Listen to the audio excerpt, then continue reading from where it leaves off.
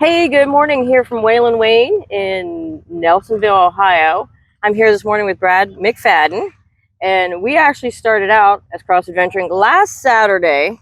We rode over to Ohio and we went on the G.O.A.T, the Great Ohio Adventure Trail, and we've met up here at Wayland Wayne event with the I will say discoverer? No, the creator of the Great Ohio Adventure Trail. So we're really excited. We've had a lot of fun over the first 4 sections. That's all the further we got. Then we realized the event was going on. We're like, hey, let's stop in and say hi to everybody. So tell us about the G.O.A.T and who you are and what you've done. Yeah, well, happy to have you guys here Thank in you. the Buckeye State. And yeah, we're excited. Yeah, I'm Brad, and I run Lost at Last Adventure Travel.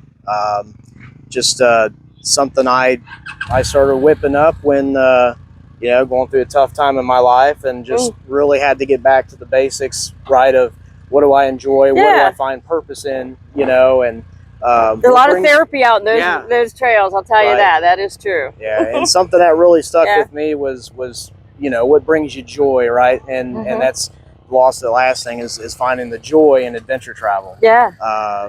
So started just making some videos and stuff, and then we got a couple of nice long distance adventure routes in Ohio, but they're all big loops. None of them was like a BDR, right? None of them had every journey has a beginning, every journey has an end, and nobody had ever made one from the river to the lake. Yeah, that's pretty cool. Before. So lucky for me, I had nothing but time, and there you go. I went out, started at the Ohio River, and it took a couple years, and all of a sudden they ended up at Lake Erie. Nice. 1,100 miles later. Yeah, it's going to take us a while to finish all 1,100. We had great hopes this week, but we didn't quite get there. We got a little derailed when we started realizing we were going to end up here after section 4. We thought, well, this is great.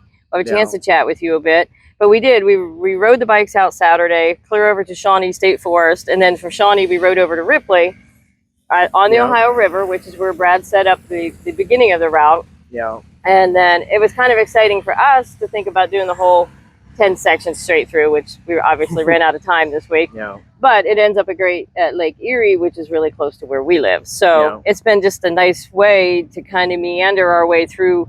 We've learned a lot about Ohio this week already. We definitely, and I have family in Ohio, and I'd be messaging back home when we'd finally get cell service. Because he did find remote sections. There's not a lot of cell service, let me tell you that. It's surprising how far out you can get from. Yeah, you don't think, I always think of Ohio as fairly populated, but yet we're clear out. And we'd be like, we got to find gas, or we got to find food. Well, I think most people think Ohioans are born in the middle of a cornfield, It's true. They do. That is what you envision, is flat land. And then down here in like southeastern and southern Ohio, it's switchbacks, and it's, gravel, and it's dips and hollers. You found a lot of cool hollers, by the way. And that's a neat thing about Ohio too, is just the diversity of the landscape. Right. I come from the west central Ohio, where cornfields and everything. You think about Ohio, but the glaciers stopped. About anything southeast of I-71, right, is going to be kind of the edge of the glaciers, and the edge of Appalachia, right? So you have that western Appalachian Plateau, and the accents. And you get you definitely get some neat terrain, and you can find anything here in Ohio, from from farm roads to tight forest roads to some technical stuff. We definitely did. And the whole point is, people say Ohio is a great place to be from, but not to be. I was pretty impressed. But I want to say Ohio is a great place to be from, and a great place to explore and find that just joy. Be and enjoy it, right? There's so much here to enjoy. I didn't realize there were that many, state forests and state parks. We don't ever think about all that. Coming from Pennsylvania, we have a lot of it. And, obviously we're closer to the northern end of Ohio, so we don't see as much up there. Right. But there's a lot here. So and in Ohio, 76 state parks. They're all free to enter, which is kind of unusual. One of 8 states, to grant free entry. Plenty of state forests, and of course here in the Wayne National Forest, 3 different units spread across 12, I think, different counties, and this is the Athens unit here on Section 4. But the GOAT does go through all 3 units of Wayne. Okay. So the Ironton unit, here in Athens, and also the Marietta unit. Okay. So when did you set up the GOAT's been a thing for a year now, officially? Yeah. Released the route about Memorial Day of 23 of last year. Okay. And of course, a couple of different improvements and updates. Right. We're on version 6.1 right now. So as you get feedback and things change, you can kind of develop that. So where and how does one get started riding the GOAT? Where do they come for information for the tracks? Yeah, so you can find all the information, the tracks, a little write-up about the route on the Lost at Last website. It's lostatlastadv.com/GOAT. Okay. So I have a little map on there. You can zoom in and out and see kind of where it goes. Yeah, he printed. That's the one you printed out, I think. Oh, cool. Yeah, and all just a little description of each section. Okay. And some different places to stop and things like that. Okay, you have a Facebook group too? Yeah, so Facebook group is relatively newer thing, but that's kind of the popular thing. Is, some interaction. And the tracks are on there as well.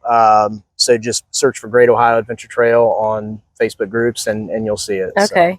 So. Let's see. So about how many people do you also have a YouTube channel? So you have some of the videos on there about some of the sections and. Yep, I did a 7-part series on the GOAT.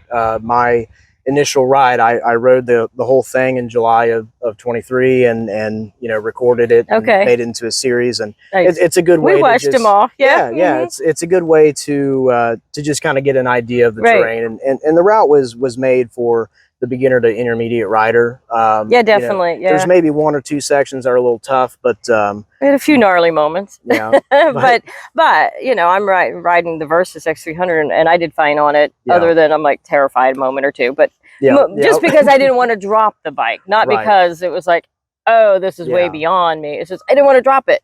Well, we definitely want to get as many people to experience that off the beaten path thing in Ohio. But also spend a couple bucks in the local mom and pop general store too, because there's a lot of local business down here, and they don't do as well as the ones in Columbus or whatnot, right? These little remote spots. Yeah, people spending the money down here, and we met some neat people. The economy. Stopping at the local spots, we found this coffee shop.